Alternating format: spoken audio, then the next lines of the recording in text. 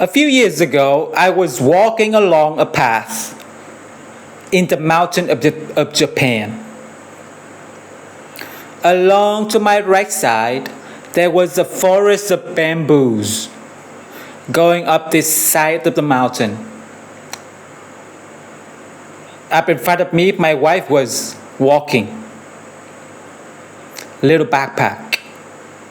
And down to my left, there's just a big drop that went down the side of the mountain to the bottom of the valley. And the valley was filled with rice fields in old style wooden Japanese houses. Pretty magical moment really is. Almost a scene out of an old samurai movie or something. The bamboos blowing in the wind. Shh. The little village way down below at the bottom of the mountain.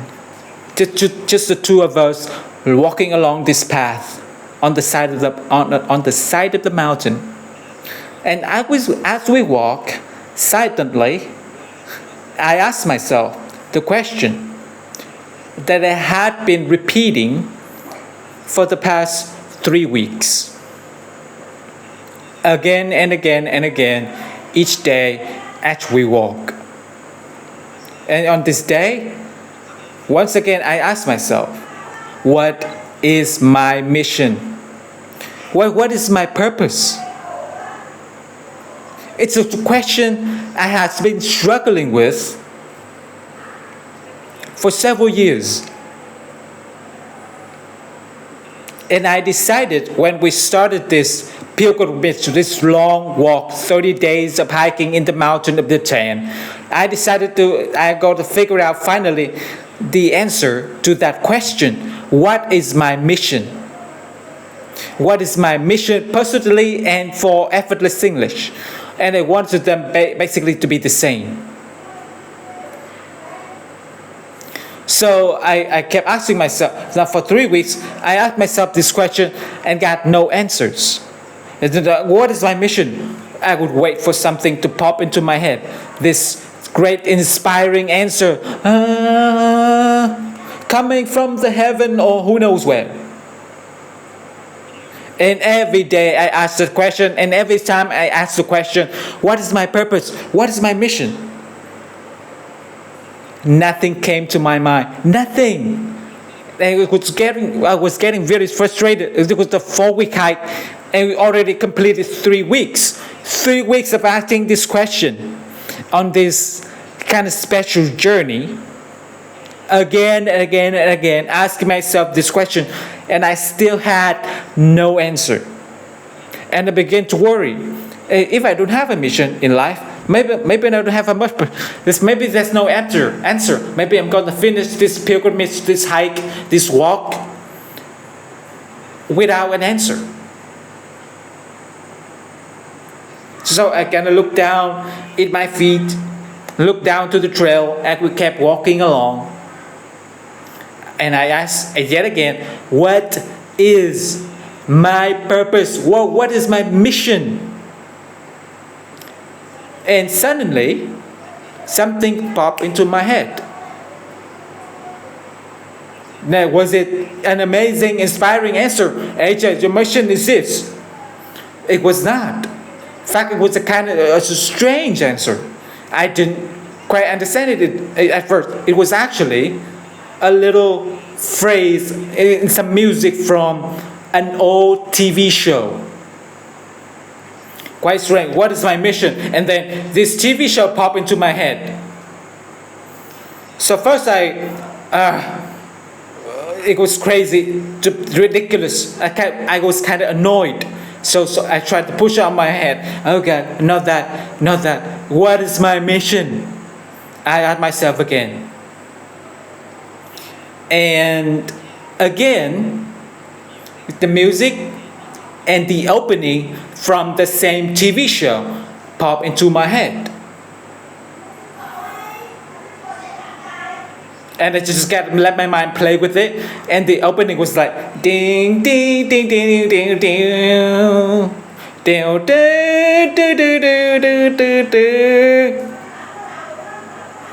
of you know Star Trek, the old Star Trek. You know that music, right? The Predators will probably think I sounds crazy, right? And indeed, it was the opening music and the opening credit, the opening part for the old TV show Star Trek. Star Trek was a TV show back in the 1960s, the late 60s, and then they made several movies in the 80s and 90s, maybe in the early 2000s. There was one I can't remember. They made 6 movies total, and they also ended up making a whole new series with different actors and became quite large actually. But the news is actually from the old show from the late 60s. And then I was playing this music getting stuck in my head. Da da da da da da. Then I remember the words that came with that TV show opening. So it had that music in the background. They always said the same words at the beginning of every show. Now I wrote it down. I'll read it to you here. They always would start off, space, the final frontier. This was a science fiction show about a spaceship that traveled around the galaxy, exploring different planets. And with this of the Starship Enterprise, it was the name of the show. And then they said it's 5 years mission, ding ding ding. No, that word. And this is the mission of such an enterprise, to explore strange new world, to seek out new life and new civilization, to boldly go where no man has gone before.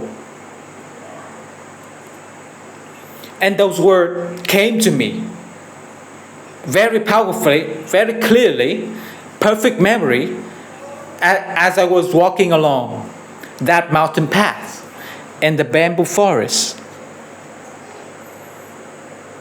Now I thought it was quite strange at first, what does this have to do with my question, my mission? This is from a show. But then I started thinking more about Star Trek. I don't actually like TV very much. I don't watch many TV shows, but I do really like Star Trek. I love the show. I love the old series, and then they made one called The Next Generation. I really like that one. They made a couple more. I love the movies. So I started thinking about a little more, walking along, so just pushing it out of my mind. I got thinking about it. What do I like about Star Trek? Why do I like that show? And as I thought about the show, I realized that it was quite a special show. It wasn't just like, a cool sci-fi adventure. And because it was made in 1960s, the late 60s, it didn't have a special effect, terrible special effect if you compare them to what we have now. But there was something special about the story and the characters. Number one, that show presented a very, very optimistic and positive view of human being and our possible future. They didn't show people as hating each other. They didn't show human being focus on just making lots of money and winning. Right? You can hear it in the beginning of that show. What did they show?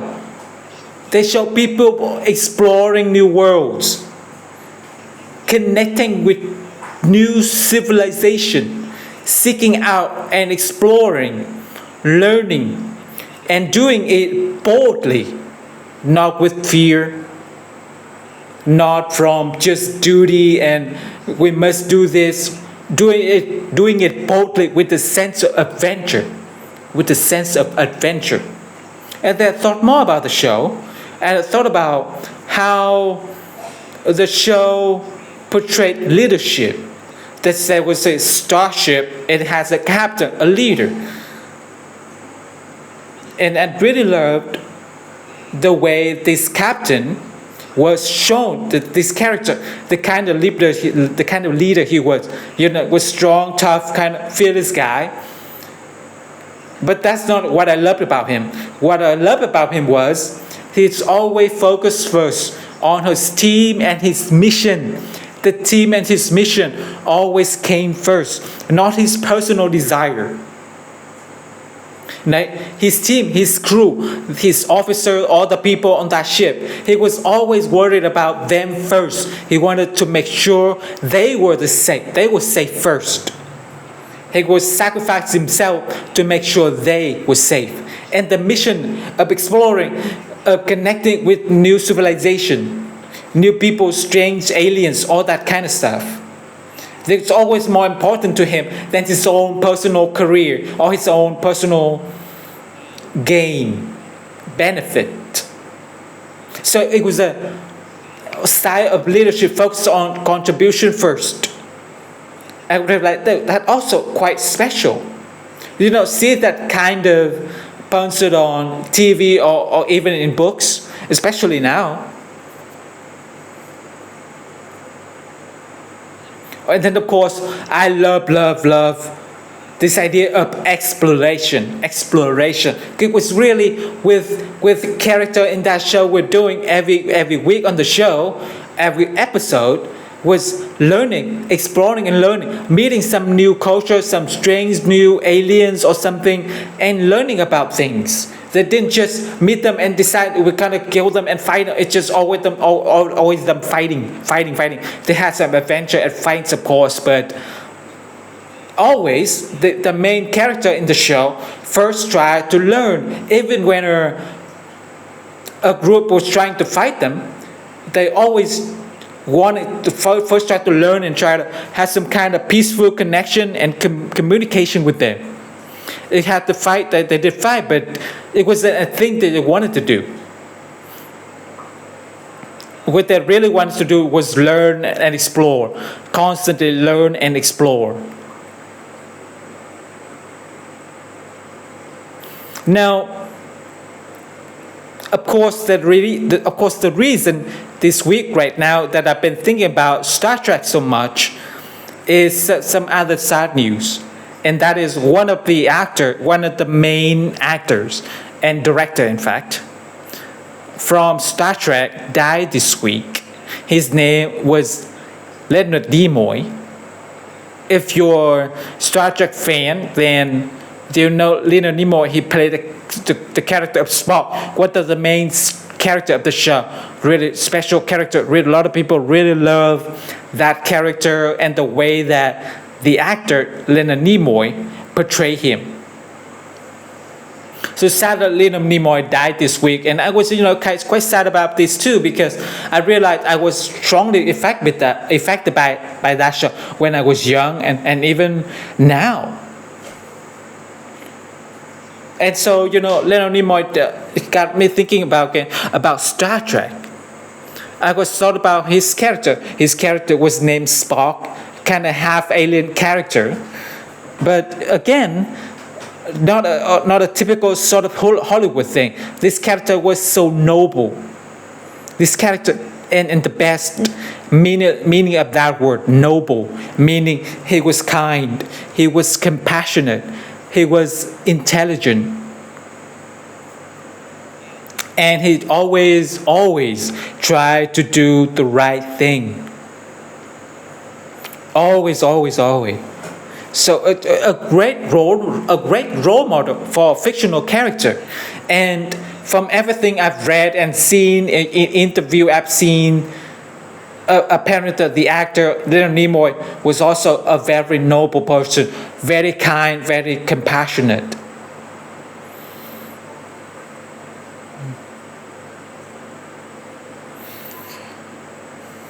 So let's go to Twitter. I'll take some Twitter question and then I'll tell you how Star Trek will help you be a better learner. Our first question from Twitter, not really, well, it's actually a whole discussion that happened this week on Twitter. Now, the question was, AJ, which accent is the best one to learn? American or British? This is the question I get often for some reason.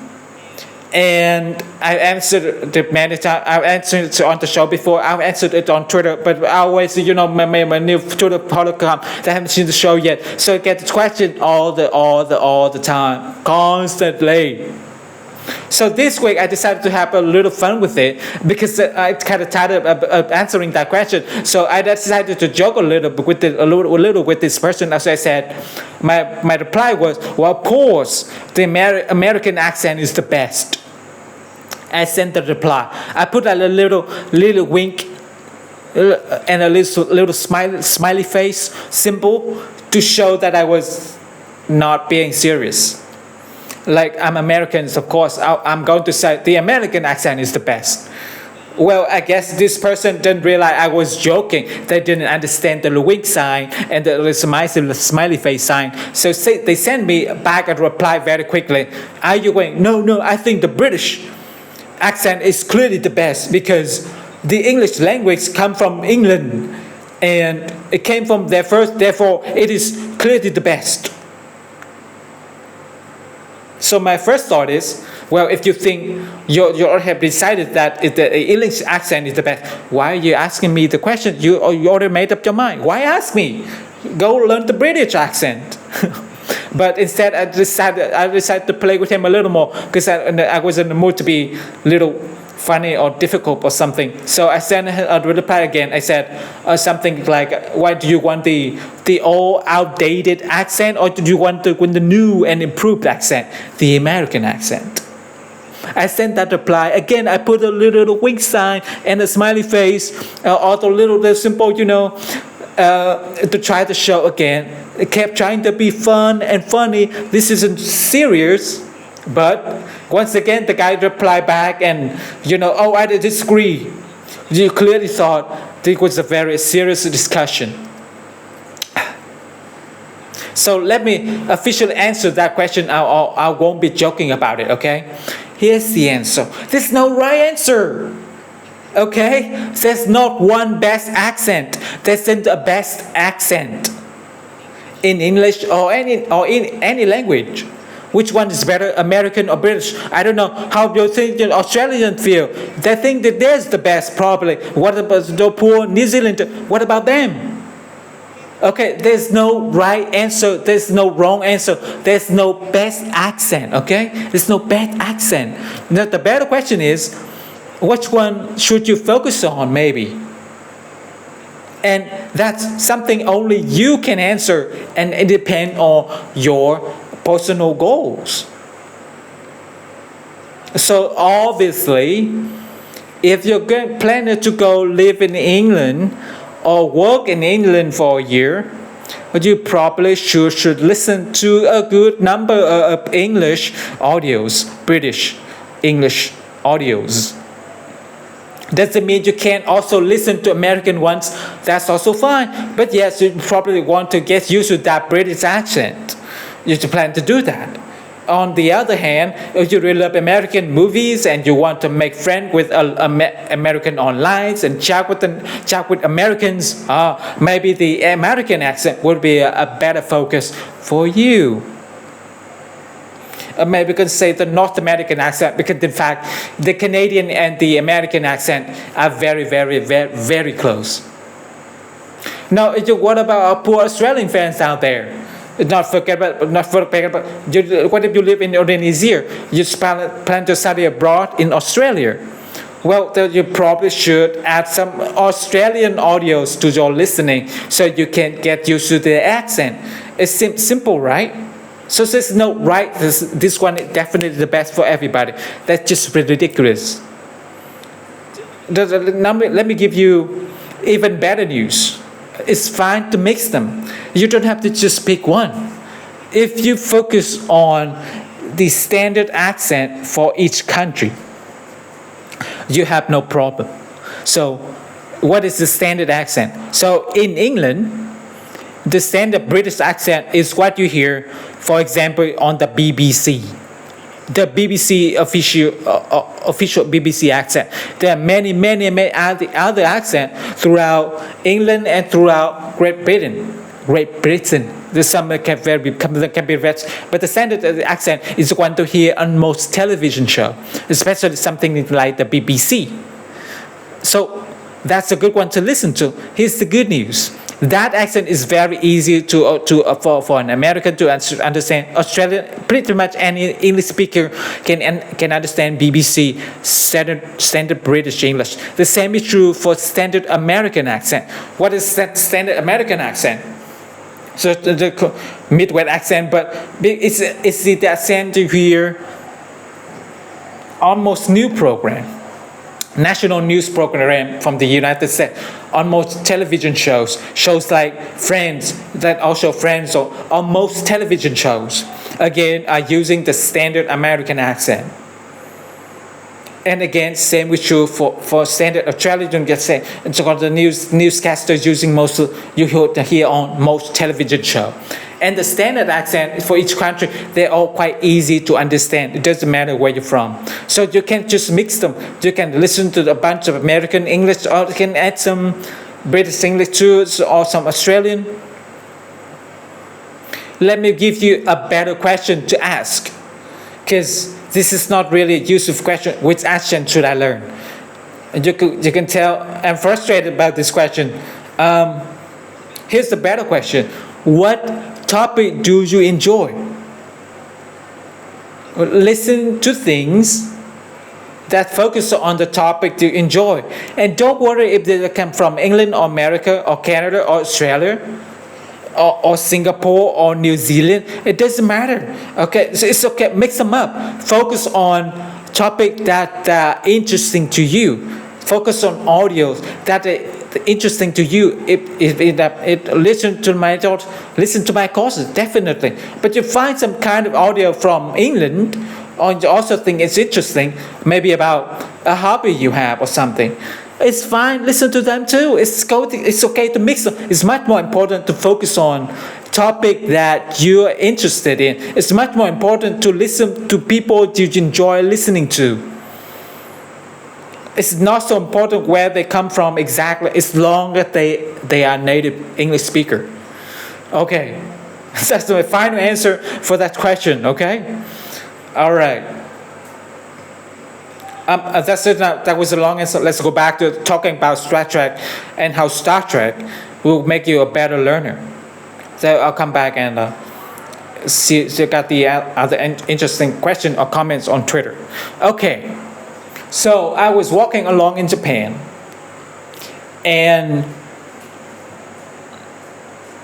thinking about my mission and asking this question again and again for 3 solid weeks. And finally, what's the thing that pops into my head? Star Trek music, the Star Trek theme and mission at the beginning, and that led me to think about the character, the story, the value of Star Trek, and then I started getting clear, this is why I'm thinking about this. Because these are the values, these ideas, they match my value, they match the things that are also important to me.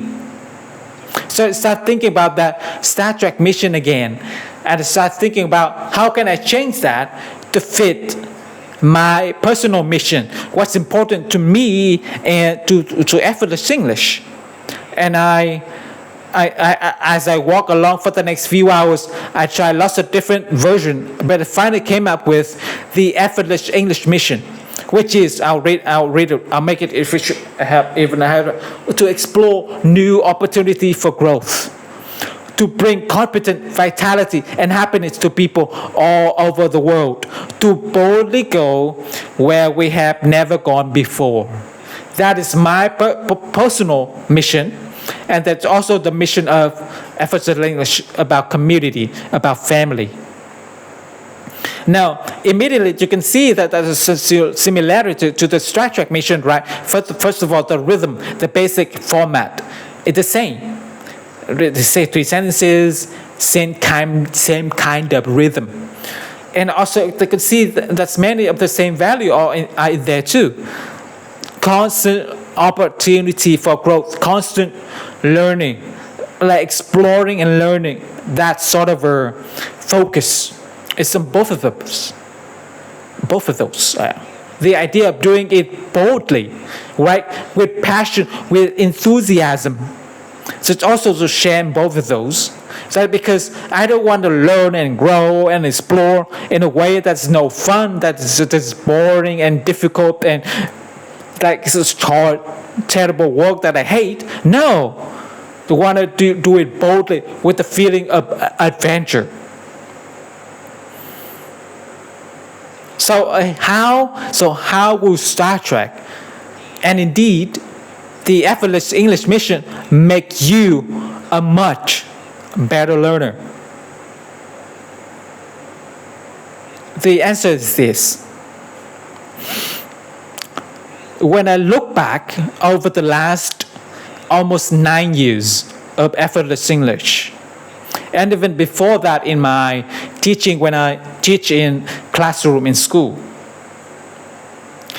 I noticed one important characteristic, one thing that is the same amongst all my best students.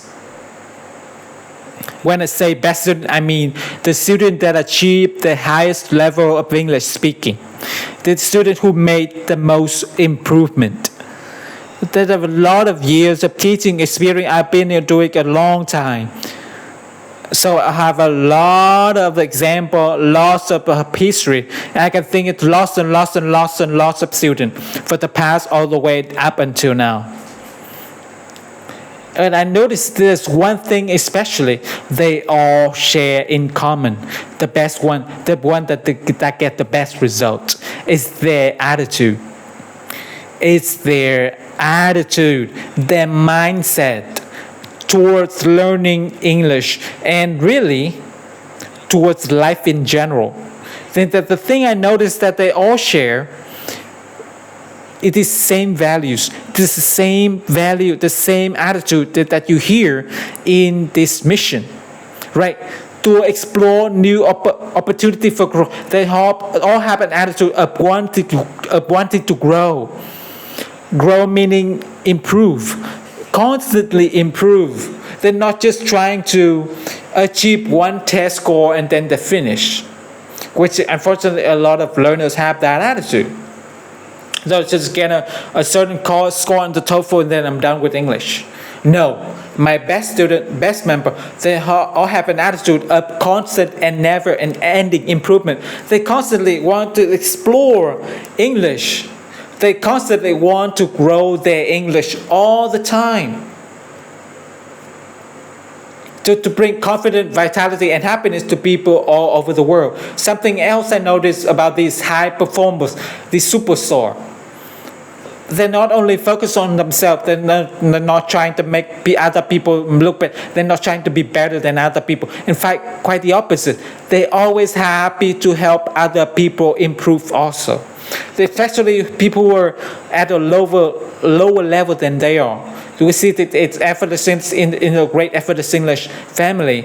We see it all the time. You follow me on Twitter, or if you're on our forum because you're part of one of our courses, you already know this. You see this with our members. They're happy to help other people. They're the superstar. They're the most helpful to other people. So it's kind of amazing. And on one hand, they personally are improving the fastest. They're achieving the highest level of success, and yet they are the one who are the most likely to help others. And I've seen it again and again and again over the past 9 years of Effortless English, and even before that, and for another 10 or more years before that. Interesting. And then to boldly go where we have never gone before. They all share this enthusiastic, energetic attitude towards English. There's some of them are shy and quiet and personally in their personality, but towards learning, they all have an excitement about learning. Again, they're not doing with an attitude of duty, like let's go, I must do this. They're not super serious about English all the time. They're enjoying it. They're having some fun. They find audios to listen to that they enjoy. When they decide to start speaking, they focus on communication and just having a good time and meeting other people. They're not constantly worrying about being perfect all the time. They all share again this attitude of being bold and enthusiastic and excited about English and indeed about learning in general. Because finally we have noticed about Superstar is that they take this attitude, this kind of attitude that we see in our mission, that was inspired by Star Trek. They take it and they use it in many parts of their life to learn many things. Not only with English, but with the health, or maybe with their family and friends, or maybe with their job, career. And see it again and again. So, you need to ask yourself something. And be honest with yourself, okay? Ask yourself, do I really have this attitude? Am I living this mission? At least with English. Or am I focused on test? Am I too serious? Am I always worried about perfection? It's okay if you do feel that way. I understand that I was the same way about Spanish. Only recently with Spanish, I have begun to live this kind of mission and just enjoy it and have a more excited attitude about it and just focus on improving little by little and not trying to instantly achieve success.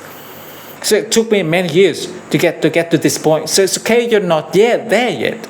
It's okay, but you need to be honest with yourself about it. So to really look at yourself and ask yourself this question.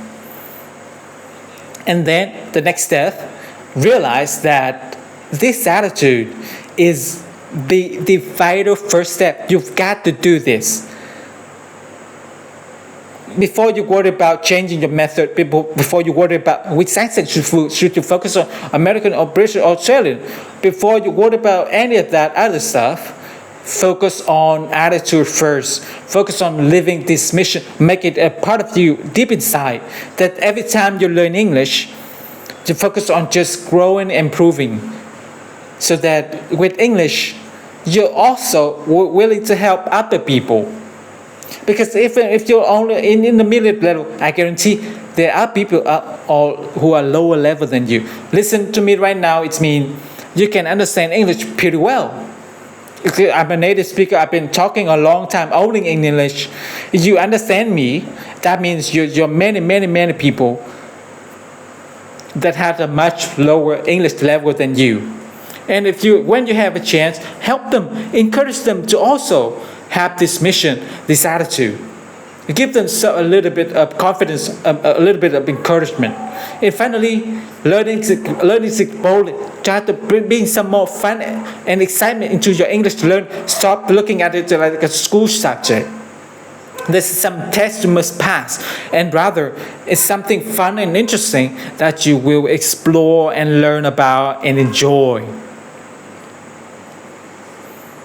Not that some people who think, oh, this sounds great, but I don't know, I'm telling you, after 20 plus years of teaching English, after 9 plus with effortless English, this will make a huge difference. Change your attitude, live this mission. When it comes to learning English, you will see a big difference. It will take some time, of course, it takes time, everything takes time. But this is powerful. All right, let's go back to Twitter. We can find another interesting Twitter question. Okay, 10 more minutes. Okay, I'll do 10 more minutes, okay? This is one I get very often. All Solid Sultan asks, AJ, do you plan to make more lessons? The answer is yes. First of all, I'm going to say I'm always making more lessons for VIP program. That's why I created the VIP program, because after Power English and the original course, I constantly have people asking me, do you have more lessons? I want more lessons. I finished most of them. I want more, I want more, I want more. So I decided I'll make a membership program, and every month I'll give members new lessons for new lesson set, in fact. So if you want new lesson, you constantly want something new from me, join the VIP program. Because it's never ending. Just keep going, going, going. As long as you remember, you continue getting new lesson from me. And every 6 months or so, I record a whole bunch more new lessons for the VIP program. And really cool too, we'll just start out pronunciation lesson to the VIP course, to the VIP membership as well. You get new pronunciation lesson also that's coming later in the summer. But for now, just get point of view, grammar story, main story, text, commentary, all of that. And plus you get bonus lesson from Learn Lyric English too. Every single month, something new. So that's the best way to do it. If you want something new, you finish the other course already, you constantly want to new, join the VIP program. That's why it's there.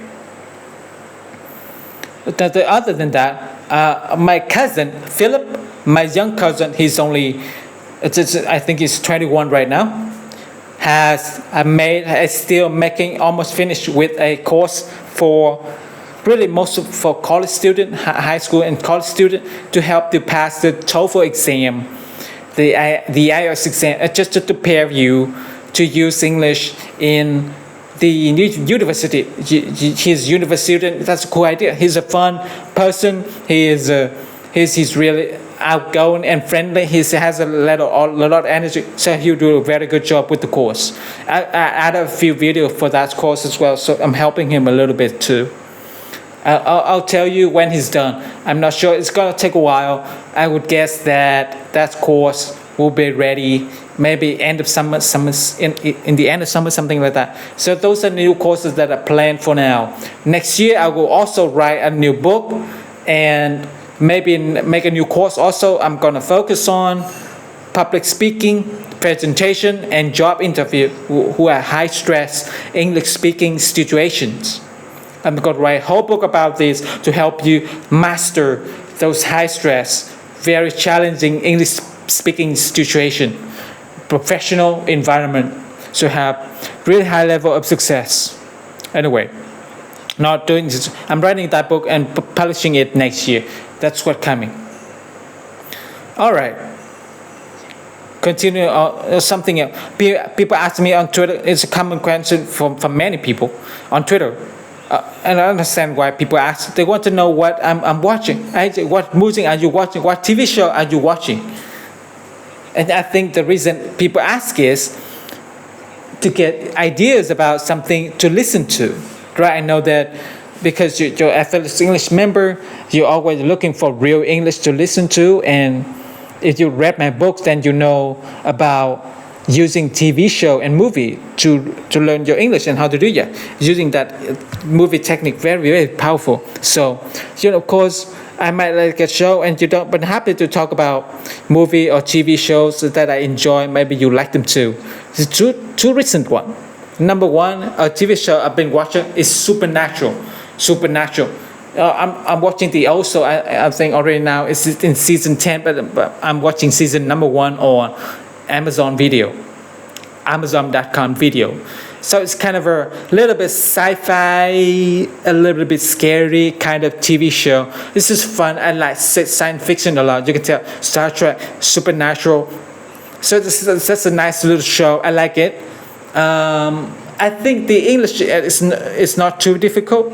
I think you can use the movie technique with Supernatural, and if you're in intermediate level, you understand me. You could be a good show to you. You enjoy that kind of stuff, science fiction and a little bit scary, kind of scary too. They have monsters and stuff in it. So that's a TV show that you could try use it. And then it's a movie, very interesting movie. Some of you might know about, called Whiplash. You might know about this movie Whiplash because one of the actors won an award. He won an Academy Award, Oscar. If you don't know about the Good Music with Plus, it's about this student, a young student in the music school, and the student, he's a drummer, right? So this is like the top music school in America or in New York City. And then they come into the school and I get this teacher.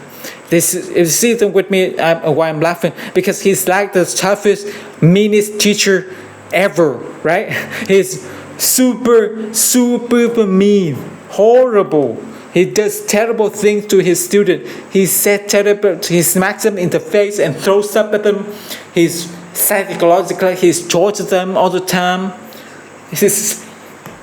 Now, it's really interesting. Some people have asked me, what do you think of this? I think it's horrible. That I certainly would never want a teacher like that. Powerfully, I think the movie is fantastic. A great movie. The performance by the actor, fantastic. But then, in real life, would you actually want a teacher like that? Most of it would not. Most of it would not. Now, we say this about that kind of teaching, that really hard, super tough, mean, terrible teaching. There might be a tiny percentage of people in the world that will benefit from that kind of teaching. Tiny. And what kind of people would possibly benefit from being taught by their teacher and just treated so horribly? Well, it's usually the people who already at the top, who already at the very, very best. They already super strong and confident about what they're doing. For example, you see this in sports sometimes, right? At the highest professional level, right? The players, they're already the best in the world. Some of the best in the world. They're already at the very top. They're confident. They're strong. They know what they're doing. Sometimes those kind of people, it's very, very, very tough. Sometimes they benefit from having a coach who pushes them and yells at them and screams at them to be better. And this can sometimes work for the very, very, very top people, the best. But for everybody else, that kind of teaching destroys them. It crushes their confidence. It kills them. You definitely will never want to have the kind of teacher for beginners or intermediate level. No. Terrible. I think really, in short, nobody wants a teacher is going to hit them and crimp them and treat them really badly.